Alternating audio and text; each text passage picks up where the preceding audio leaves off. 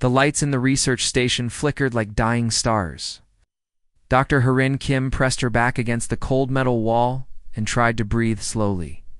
The air tasted wrong now, too thin, too cold. The station's life support system was failing, and she knew they had maybe 3 hours left, maybe less. She looked through the broken window of the station's main lab. Outside, the gas giant Kepler 442 spun slowly in the darkness. Its red and orange clouds moved like ocean waves. It was beautiful. It was also the last thing she might ever see. The Vorthok ships hung in space like black daggers. Their hulls were smooth and dark, designed to look scary. And they worked. Harin felt fear crawl up her spine every time she looked at them. 3 massive warships, each one bigger than her entire research station. They had come without warning 6 hours ago. No talks, no demands, just death. The station's communication room was on the other side of the lab. Harin had to get there. She had to try something, anything, before the air ran out. Her 2 remaining teammates were in the medical bay, trying to fix the worst of their injuries. The other 17 members of their research team were gone, blown out into space when the Vorthok had punched holes in the station's hull. Harin pushed herself off the wall and floated toward the communication room, moving in zero gravity. It was tricky, but she had been living on the station for 8 months. Her body knew how to do it without thinking.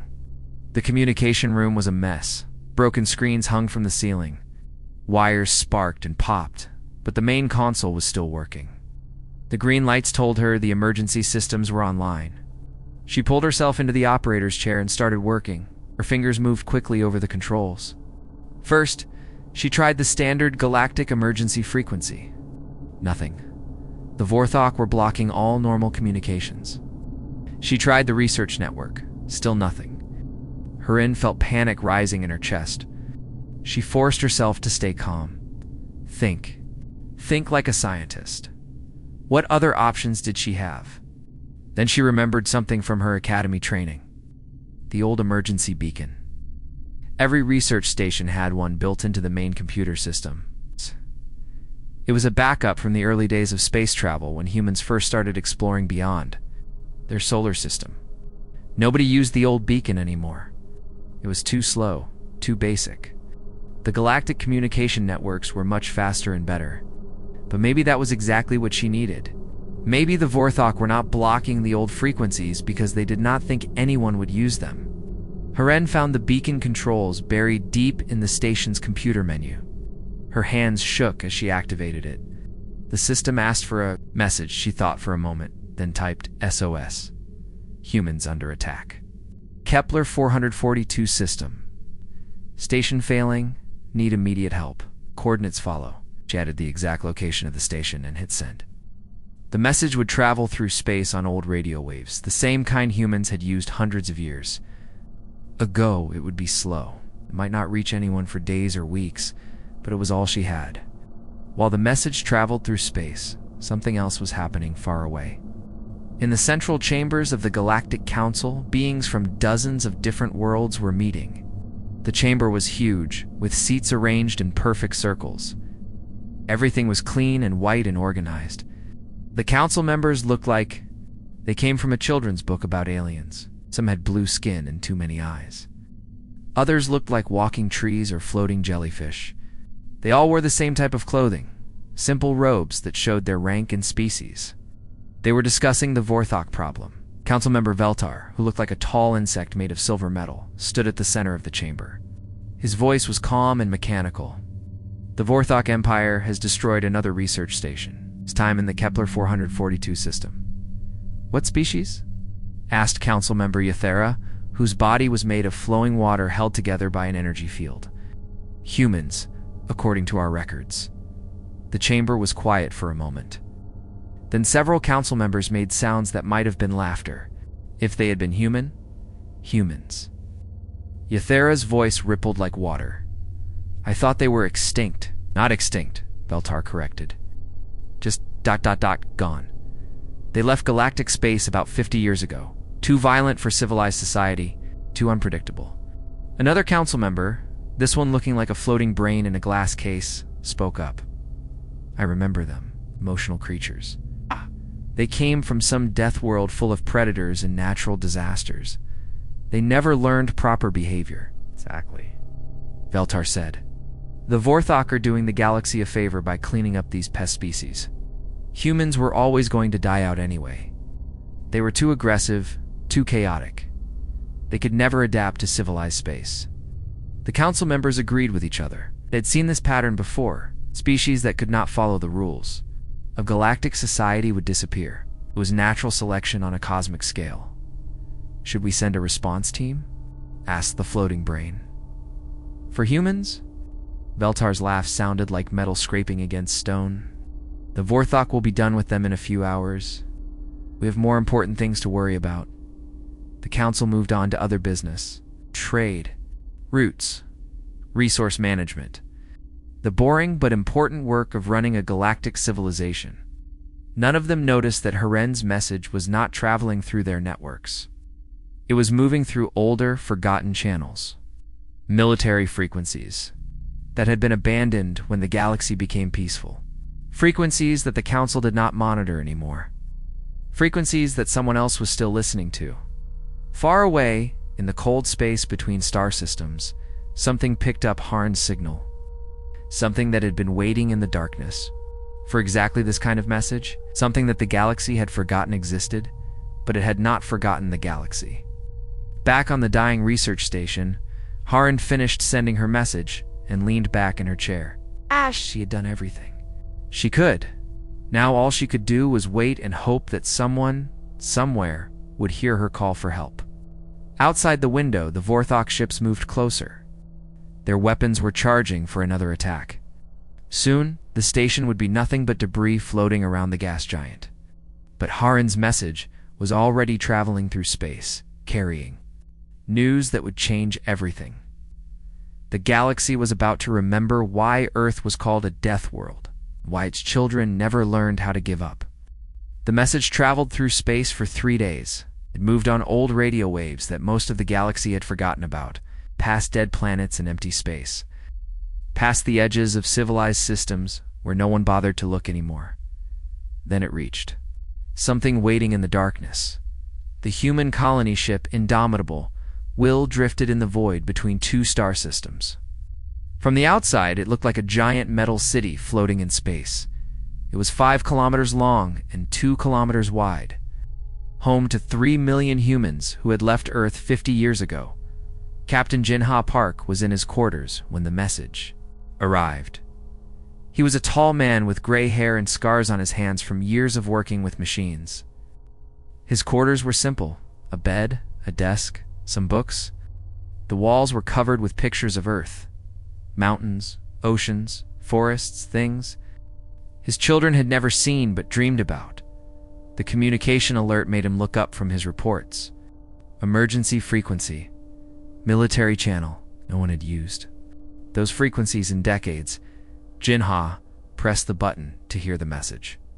A woman's voice, speaking in Korean, came through the speakers. She sounded scared but determined. SOS, humans under attack. Kepler 442 system. Station failing. Need immediate help. Coordinates follow. And I sat very still for a long moment. Then he stood up and walked to his communication console. His fingers moved quickly over the controls. Within minutes, he was connected to the other colony ships scattered throughout the galaxy's edge. Captain Chen Li of the Iron Will was the first to respond. Her face appeared on Jinha's screen. She was younger than him, but her eyes were just as hard. You got the message too? Yes. How far are you from Kepler 442? 16 days at full speed. 22 days? Jinha paused. Are you thinking what I'm thinking? Chen's smile was not pleasant.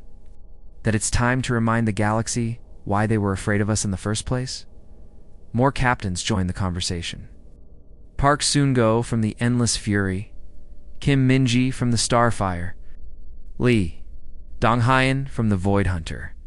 23 colony ships in total, spread across the galaxy's rim like a hidden net. They had all heard the message. They were all thinking the same thing, the Vorthok Empire said, Captain Kim.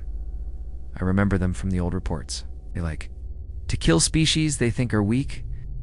They made a mistake, Jinha said quietly. They think we're weak because we left. They think we ran away because we were scared. Should we tell them the truth? Asked Captain Lee. That we left because we were tired of playing nice. Jinha looked at the faces of his fellow captains. These were people who had been born in space, raised in the cold and the dark. Their parents had left Earth not because they were weak, but because they were too strong for the galaxy's comfort. The aliens had looked at humans and seen violence. They had seen aggression and unpredictability. They had seen a species that came from a world where everything tried to kill you. That made them afraid.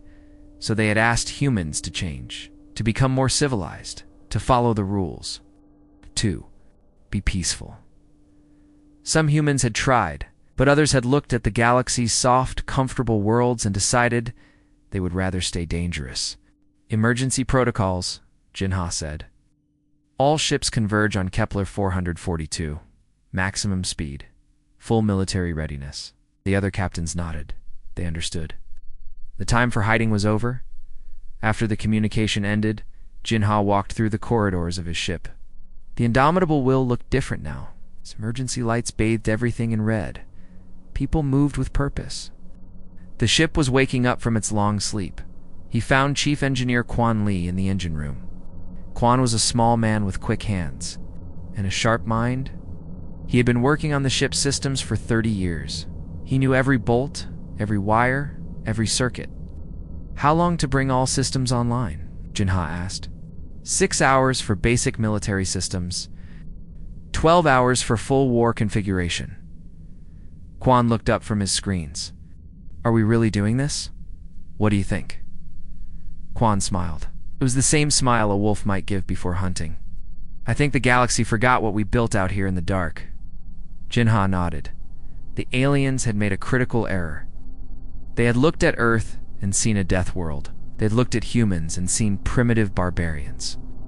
They had been so focused on humanity's violence that they missed the intelligence behind.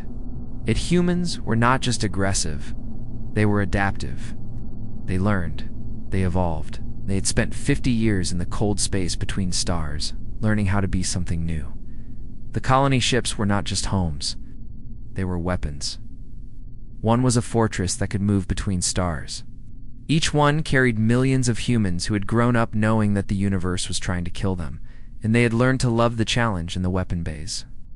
Engineers began activating systems that had been sleeping for decades. Missiles that could track targets across star systems.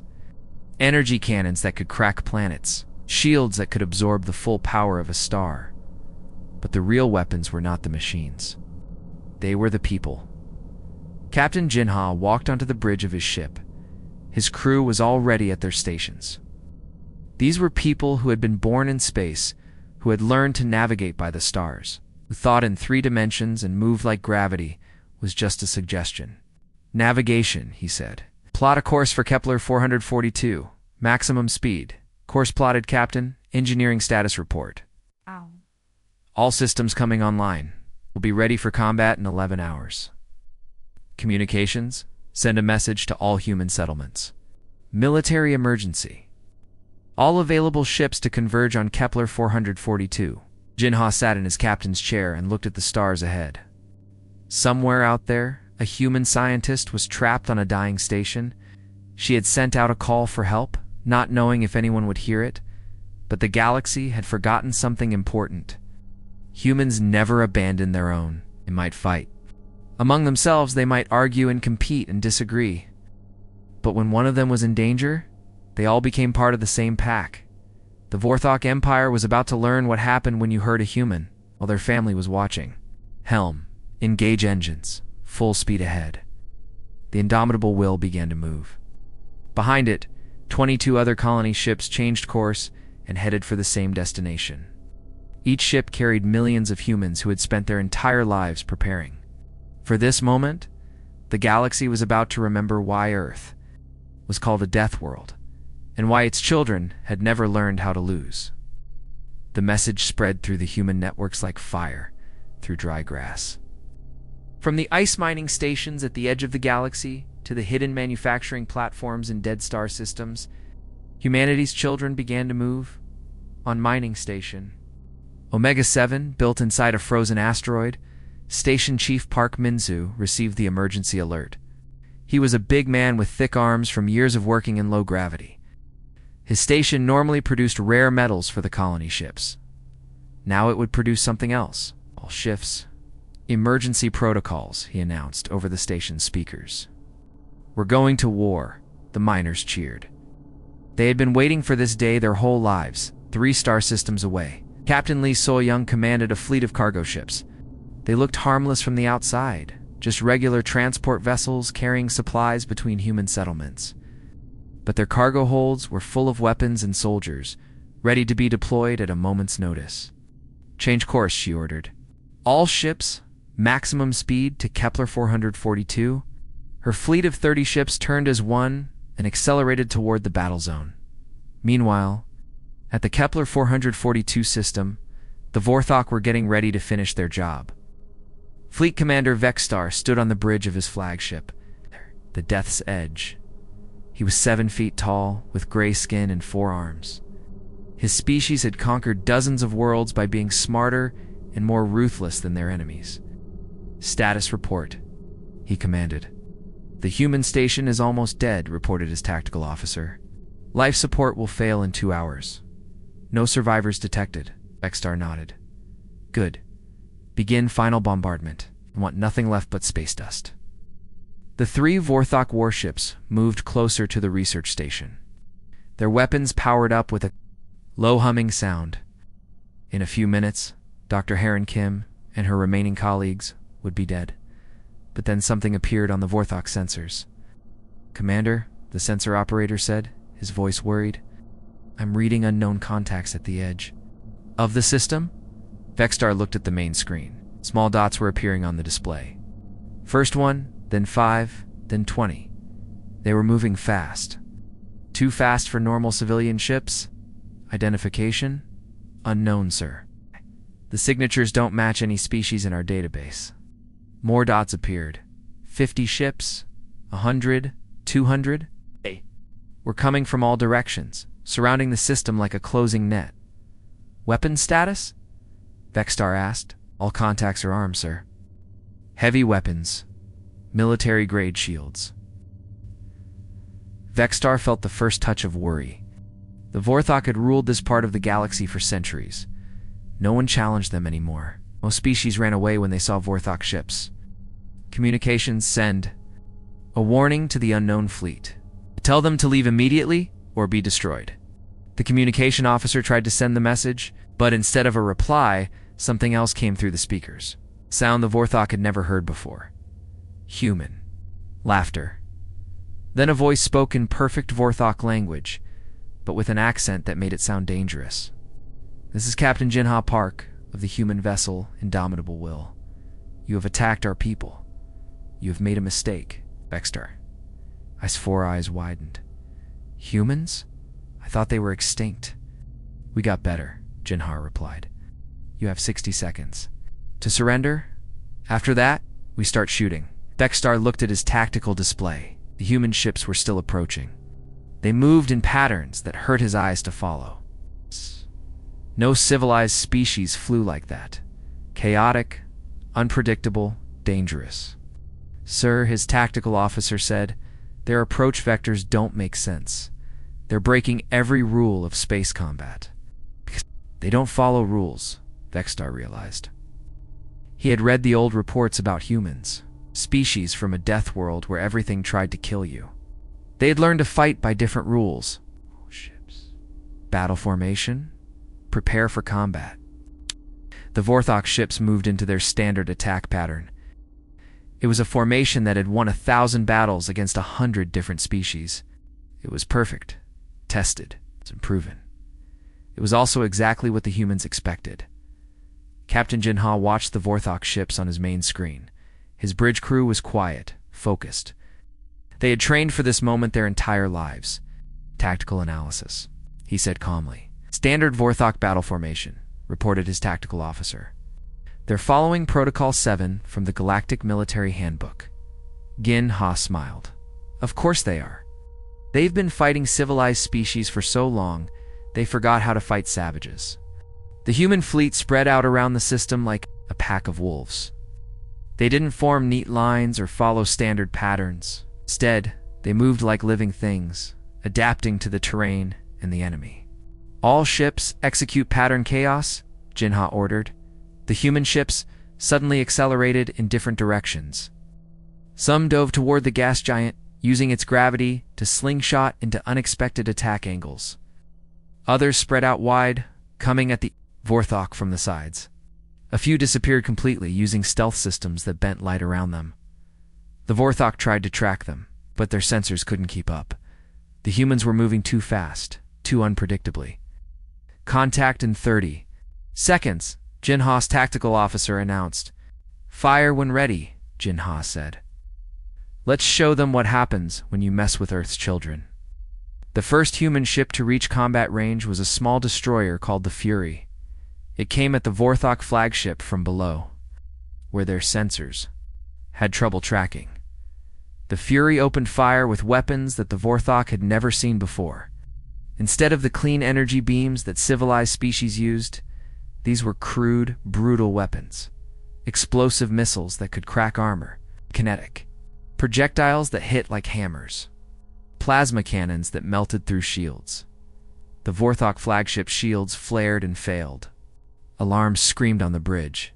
Impossible, Vexstar shouted. Our shields are military grade. Sir, his engineer reported, their weapons are designed to overload our systems. They're not trying to be efficient, they're trying to cause maximum damage. More human ships reached the battle. They attacked from all sides, using tactics that would have been impossible for any species that hadn't grown up fighting for survival. The Indomitable came straight at the Vorthok flagship like a spear thrown by a giant. Anha stood on his bridge, watching the enemy ship grow larger on his screen. Ramming speed, he ordered. His crew didn't hesitate. They had been raised to believe that victory was worth any price. The Vorthok flagship tried to turn away, but it was too late. The Indomitable will struck it like a meteor, its reinforced hull punching through the enemy's armor. But the human ship didn't stop there. It kept going, tearing through the Vorthok vessel like it was made of paper. Within minutes, the first Vorthok ship was dead. The second ship lasted only a few minutes longer. The third ship tried to run, but the human fleet surrounded it like a pack of hunting dogs. Vexstar, bleeding from a dozen wounds, stared at his ruined bridge. What are you? He whispered into his communicator. Jinha's voice came back, calm and cold. We're what you get when you take the most dangerous species in the galaxy and give them 50 years to get angry. The battle was over. The Vorthok Empire had just learned what it meant to fight humanity, and the galaxy was about to learn that the humans had never really left. They had just been waiting for someone to give them a reason to come back. The rescue was quick and brutal. Human soldiers moved through the damaged research station like they were born in space. They wore black armor that seemed to absorb light. Their movements were smooth and fast, even in the twisted wreckage of the station's corridors. Dr. Haran Kim watched in amazement as a human soldier cut through a metal wall with a plasma torch. The soldier was small and young, maybe 20 years old, but she moved with the confidence of someone who had been fighting her whole life. Dr. Kim? The soldier asked in Korean. I'm Corporal Yang Myung. We're here to get you out. Harin nodded, too shocked to speak. We had been waiting to die for 3 days. Now these strangers were treating her rescue like it was just another job. The others, Hardin managed to say. 2 more in the medical bay, already found them, Yang replied. They're being taken to the medical ship. You're all going to be fine. Haren looked through the station's broken windows. The space around them was full of human ships, hundreds of them. They moved in patterns that made her dizzy to watch. Some were big, like cities. Others were small and fast, like sharks. How many ships? She asked. First wave has about 300, Yang said casually. More coming every hour. Heron stared at her. 300? For 3 people? Yang's smile was cold. No, ma'am. 300 for the principal. Within an hour, Harin was on board the medical ship Healing Touch, the ship's doctor. An older woman named Dr. Choi Soon-hai checked her injuries and gave her clean clothes. The ship was bigger inside than Heron had expected. It had medical facilities that were better than anything on Earth. "How long have you been out here?" Heron asked. "Born here," Dr. Choi replied. "My parents left Earth when I was 5. I've never seen the homeworld. Don't you miss it?" Dr. Choi looked at her strangely. "Miss what?" "Earth is a museum now. This is where humans live. This is where we belong." Heron was brought to meet Captain Jinha Park on his flagship. The Indomitable Will was massive. Its corridors were wide enough for trucks to drive through. The walls were covered with pictures of Earth, mountains, oceans, forests. But there were also pictures of space stations, asteroid mines, and colony ships. Captain Jinha was in his command center, surrounded by screens showing the battle zone. The Vorthok fleet was gone, but human ships were still arriving. They came from all directions, like a river flowing into a lake. Dr. Kim Jinha said, turning to greet her. "I'm glad you're safe. Thank you for coming," Heron said. "I have to ask, why so many ships for such a small rescue?" Jinha looked at her for a long moment. "Because they attacked humans. That's all the reason we needed." He turned back to his screens. "Show her the intelligence reports." A young officer brought up new displays. They showed Vorthok ships attacking human settlements across the galaxy, research stations, mining facilities, even civilian transports. "They've been hunting us for months," Jinha explained. "Picking off small groups. They thought we were scattered and weak. They thought we wouldn't fight back. But you did fight back," Heron said. "We did more than that," Jinha replied. "We're going to make sure they never try this again." In the engineering section of the ship, Chief Engineer Quan Lee was having the time of his life. He had Vorthok technology spread out on his workbenches: weapons, shields, computer systems. Everything the humans had captured from the destroyed enemy ships. "Look at this," he said to his team. "They use quantum plasma for their shields. Very advanced, but also very predictable." He held up a small device. "This is their shield generator. It's designed to stop energy weapons and deflect missiles. But it has a weakness." "What kind of weakness?" asked his assistant. "It can't handle multiple frequency attacks. Hit it with different types of energy at the same time, and it overloads." Quan smiled. "We can build weapons that will go through their shields like they're not even there." Oh. This was what made humans dangerous. They didn't just fight their enemies. They studied them. They learned from them. They took their technology and made it better. Within hours, Quan's team had designed new weapons based on captured Vorthok technology. But the human versions were different. They were messier, more brutal, harder to defend against. "Upload the new designs to all ships," Quan ordered. "I want every human vessel equipped with these weapons within 12 hours. News of the battle Was spreading through the galaxy. The Galactic Council was meeting in emergency session again. This time, they weren't laughing. "Impossible," Council Member Veltar said, staring at the reports. "The Vorthok fleet was destroyed in less than an hour. How?"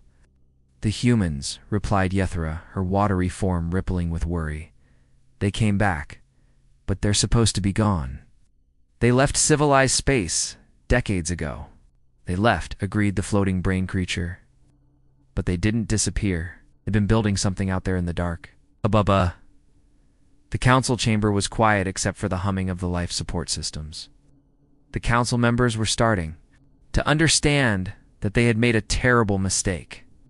"How many ships did the humans send?" asked Veltar. "Current count is over 800, reported the military advisor. 800 arriving every hour. 800 ships for 3 people. The advisor corrected. 800 ships to make a point. Back in the Kepler 442 system, the human fleet was growing larger. Ships arrived from all over the galaxy. Some were military vessels, sleek and dangerous. Others were converted cargo ships, bristling with weapons. A few were mining ships that had been turned into mobile fortresses. But they all had one thing in common. They were crewed by humans who had been raised in the dark spaces between stars.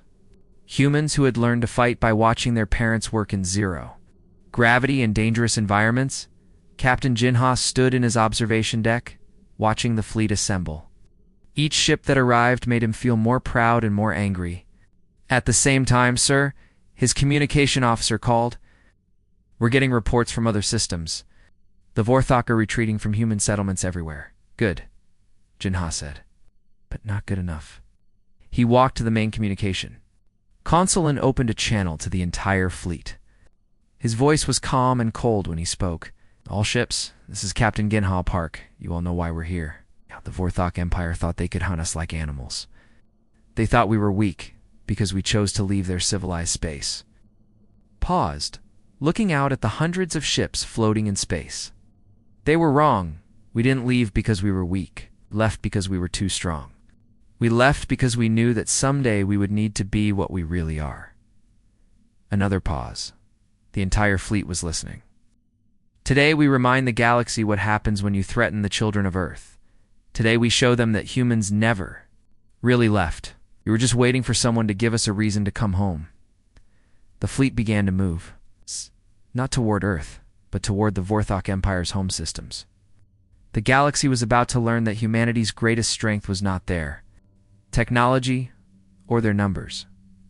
It was their absolute refusal to accept that anything was impossible. The human fleet arrived at the Vorthok homeworld 3 weeks later. By then it had grown to over 2,000 ships. They came from every corner of the galaxy like a river of metal and fire flowing toward one destination. The Vorthok home system was called Vexthera. It had been the center of their empire for 500 years. The planet was surrounded by massive defense stations, each one bigger than a city. Energy shields protected the entire system. It was supposed to be impossible to attack. Captain Jinha Park stood on the bridge of the Indomitable Will, looking at the enemy defenses. His ship was now the flagship of the largest human fleet ever assembled. Behind him, Dr. Heron Kim watched in amazement as the human armada spread out across space. 2,000 ships, she whispered. "For me and two colleagues." "No," Jinha corrected her. 2,000 ships for the principle that no one hunts humans and lives to tell about it. The Vorthok had been preparing for this moment since news of their fleet's destruction reached them. Emperor Vexmel, ruler of the Vorthok Empire, stood in his command center, deep underground. He was ancient, even for his species, with scars covering his gray skin. "Status report," he commanded. "All defense stations are online," reported his military commander. "The planetary shields are at full power. We have 800 ships ready for battle," Good Vexmel said. "The humans may have destroyed one fleet, but they cannot break our homeworld defenses. We will crush them here and end this threat forever." The first human ships to enter the system were small scouts. They moved fast, mapping the enemy defenses and sending information back to the main fleet. The Vorthok opened fire immediately, but the human ships were too quick and too small to hit easily. "Tactical analysis complete," Jinha's tactical officer reported. "Standard defensive pattern. They're using the same strategies that worked against other species." Jinha smiled coldly. "Then they haven't learned anything." He opened a communication channel to the entire human fleet. "All ships, this is not just a battle. This is a lesson. We're going to show the galaxy what happens when you underestimate the children of Earth." The human fleet began to move. But instead of attacking the defense stations directly, they spread out in a pattern that looked like chaos. Some ships dove toward the planet's surface. Others climbed high above the system's plane. Few disappeared entirely, using stealth technology. The Vorthok tried to follow them, but their sensors couldn't track so many targets moving in so many directions. "What are they doing?" Emperor Vexmel demanded. "Known, my lord. Their movements don't match any known attack pattern." That was the problem. The Vorthok had spent centuries fighting civilized species that followed rules. They had never faced an enemy that treated warfare like art instead of science. The first phase of the human attack hit the defense stations from every direction at once. Missiles came from above and below. Energy weapons struck from the sides. Kinetic projectiles punched through shields that were designed to stop different types of attacks. But the real surprise was the weapons themselves. Chief Engineer Quan Li had spent 3 weeks analyzing Vorthok technology. His new weapons were based on their designs, but improved in ways that made them terrifying. "Shield frequencies are shifting," reported a Vorthok technician. The human weapons are adapting to our defenses. Impossible, Vexmil said. Shields don't work that way. They do now, the technician replied. The humans have modified the technology. Their weapons learn from each shot they fire. The first defense station fell within minutes. The second lasted only slightly longer. The human ships moved like a swarm of angry insects, each one working with the others to create a pattern of destruction that was beautiful and terrible. Captain Jinha watched the battle from his command center. His ships were taking damage, but they kept fighting. That was what made humans different from other species. They didn't retreat when things got difficult. They got angry. Sir, his communication officer called. The Vorthok are requesting surrender negotiations. Jinha thought about Dr. Haran Kim floating in her dying research station. He thought about all the other humans who had been hunted and killed by the Vorthok. Over the past months? No, he said simply. We're not here to negotiate. We're here to make a point. The human fleet continued its attack. They didn't just destroy the defense stations, they took them apart piece by piece, making sure everyone in the galaxy could see what was happening. When the last defense station fell, the human ships moved toward the planet itself. But they didn't attack the cities or the population centers. Instead, they targeted the military installations, the weapons factories, the command centers.